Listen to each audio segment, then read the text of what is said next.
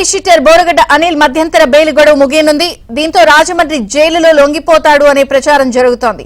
నకిలీ medical certificate కోర్టుకు సమర్పించి ఈ నెల 1న అనిల్ మధ్యంతర బెయిల్ గడువును పొడిగించుకున్నాడు. తన తల్లికి చెన్నై అపోలో ఆసుపత్రిలో చికిత్స అందించాలని గుంటూరు లలిత సూపర్ స్పెషాలిటీ ఆసుపత్రి పేరుతో నకిలీ సర్టిఫికెట్ కోర్టుకు సమర్పించాడు. పోలీసుల విచారణలో మెడికల్ సర్టిఫికెట్ తామివ్వలేదని ఆసుపత్రి వైద్యులు క్లారిటీ ఇచ్చారు. అటు బోరగడ్డ నకిలీ సర్టిఫికెట్ పై అనంతపురం పోలీసులు ఆధారాలు సేకరించారు. చెన్నై అపోలో ఆసుపత్రిలో సీసీటీవీ ఫుటేజ్ పరిశీలించిన పోలీసులు బోరగడ్డ అనిల్ ఆసుపత్రికి వెళ్లలేదని నిర్ధారించారు.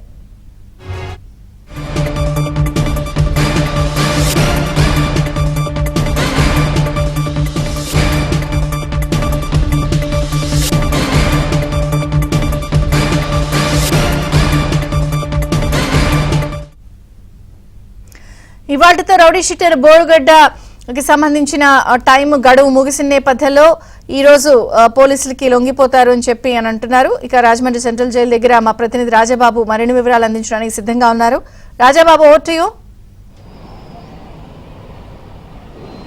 విజయ చంద్రిక, గుంటూరుకు చెందిన రౌడీ షీటర్ బోరగడ్డ అనిల్ కుమార్ మధ్యంతర బెయిల్ గడువు ఈ రోజుతో పూర్తవుతుంది. అయితే ఈరోజు నిబంధనల ప్రకారంగా ఈరోజు రాజమండ్రి సెంట్రల్ జైల్లో బోరగడ్డ అనిల్ కుమార్ ఇక్కడ లొంగిపోవాలి. ఈరోజు రాజమండ్రి సెంట్రల్ జైల్లో హాజరు కావాలి.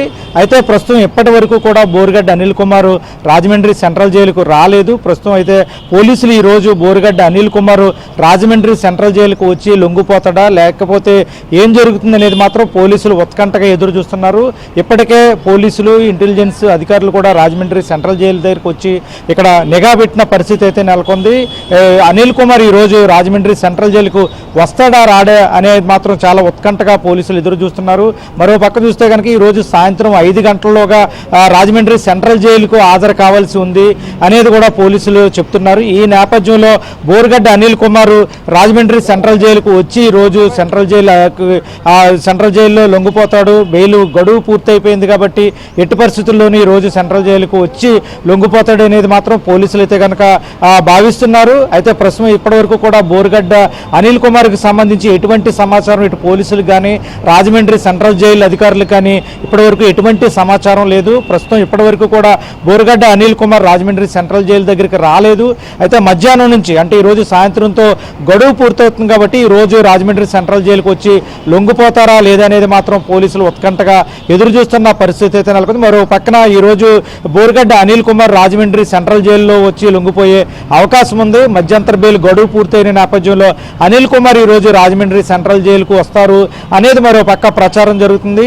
అంటే తన తల్లికి ఆరోగ్యం బాగోలేదు, శస్త్రచికిత్సలు చేయించాలని బోరగడ్డ అనిల్ కుమార్ కోర్టులో మధ్యంతర బెయిల్ గడువును పొడిగించుకున్నారు. ఈ నేపథ్యంలోనే ఈ నెల 1వ తారీఖున కోర్టు అనిల్ కుమార్కు మధ్యంతర గడువును కూడా పొడిగించింది. ఆ గడువు కూడా పూర్తి కానుంది. ఈ నేపథ్యంలోనే ఈరోజు బోరగడ్డ అనిల్ కుమార్ ఇక్కడ రాజమండ్రి సెంట్రల్ జైలుకు హాజరు కావాల్సి ఉంది. ఇప్పటికే పోలీసులు దీనికి సంబంధించి అంటే బోరగడ్డ అనిల్ మధ్యంతర బెయిల్ గడువును పొడిగించుకునేందుకు తన తల్లికి శస్త్రచికిత్సలు చేయించడానికి తను అటెండ్ అవ్వాలని బోరగడ్డ అనిల్ కుమార్ మధ్యంతర బెయిల్ గడువును పొడిగించుకున్నాడు. అయితే దీనికి సంబంధించి అనిల్ కుమార్ ఏదైతే కోర్టుకు సమర్పించిన వైద్య సర్టిఫికేట్ల విషయంలో కూడా పోలీసులు దర్యాప్తు చేస్తున్న పరిస్థితి అయితే నెలకొంది. ఇప్పటికే పోలీసులు కూడా సమాచారం సేకరించినట్టు కూడా తెలుస్తుంది. అంటే గుంటూరుకి సంబంధించిన ఒక ఆసుపత్రి నుంచి అనిల్ కుమార్ నకిలీ సర్టిఫికేట్ పొందాడు. ఆ నకిలీ సర్టిఫికేట్ ను కోర్టుకు సమర్పించినట్టు కూడా పోలీసులు విచారణలో వెళ్ళనట్టు కూడా మనకు సమాచారం అందుతుంది. ఈ నేపథ్యంలోనే ఇప్పటికే ఈ విషయాలన్నీ కూడా అంటే బోరగడ్డ అనిల్ కుమార్ తన తల్లికి శస్త్రచికిత్స చేసేందుకు గుంటూరుకు సంబంధించిన ఒక ప్రైవేట్ ఆసుపత్రిలో ఆ నకిలీ సర్టిఫికేట్ మెడికల్ సర్టిఫికేట్ కోర్టుకు సమర్పించినట్టు పోలీసులు అక్కడ ప్రభుత్వ న్యాయవాది కూడా సమాచారం ఇచ్చినట్టు తెలుస్తుంది.